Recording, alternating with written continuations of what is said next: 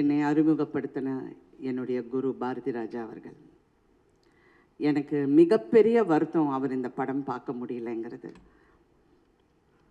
Kamal sir என்கிட்ட சொன்னார், ராதிகா நான் சின்சியராக சொல்கிறேன், எப்படியாவது பாரதி ராஜா சாரை கொண்டு வந்து இந்த படத்தை பார்க்க வை, ஹாஸ்பிட்டல்லேருந்து கூட்டிகிட்டு வா, ஏஞ்சிப்பார் ராதிகா, அவ்வளோ நம்பிக்கை அவருக்கு, அவர் ஏஞ்சிடுவார், கண்டிப்பாக நான் சொல்கிறேன்னு.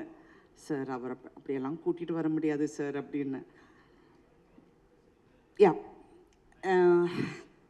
அந்த மிகப்பெரிய வருத்தம். ஏன்னா ஃபஸ்ட்டு படம், அந்த கிளி என்னோடது, என் டைலாக் நான் சொல்ல போகும்போது, இல்லைம்மா நீ சாதாரணமாக சொல்லுன்னு சொன்னார்.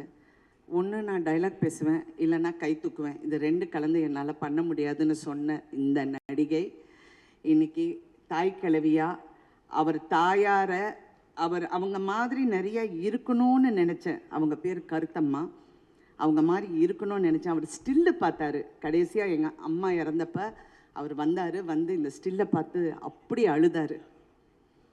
நீயாடி இதெல்லாம் பண்ணுற அப்படின்னு கேட்டார். ஏன்னா நான் தினம் அவர் கூட சொல்வேன், ஏன் சார் என்ன நடிக்க வைக்கிறீங்க, போர் சார் இதெல்லாம் அப்படிம்பேன்.